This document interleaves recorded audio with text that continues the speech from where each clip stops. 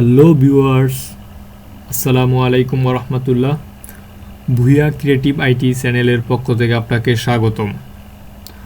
তো ভিউয়ার্স, আজকে আমরা শিখব কীভাবে computer date and time change করা যায়। চলুন দেরি না করে তাহলে আমরা শুরু করি। তো প্রথমে আমাদেরকে কন্ট্রোল প্যানেলে যেতে হবে।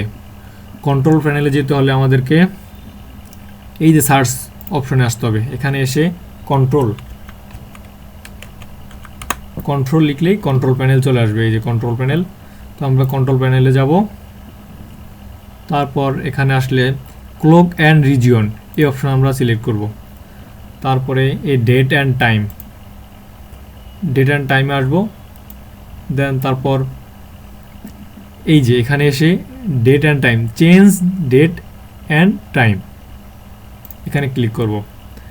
দেন আমরা প্রথমে টাইম যদি চেঞ্জ করতে চাই তাহলে এই যে এখানে ক্লিক করেও বাড়ানো যাবে।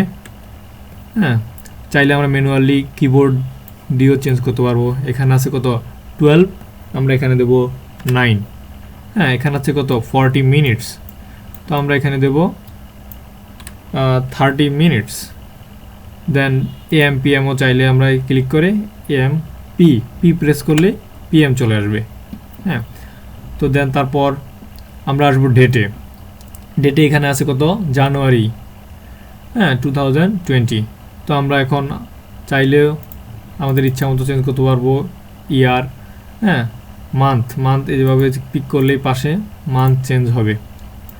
তারপরে ডেট, যেই ডেটে আমরা রাখতে চাই সেই ডেটটা এভাবে সিলেক্ট করে আর এখান থেকে মান্থ অ্যান্ড ইয়ার সিলেক্ট করে দেন সিলেক্ট করা হলে আমরা ওকে প্রেস করব।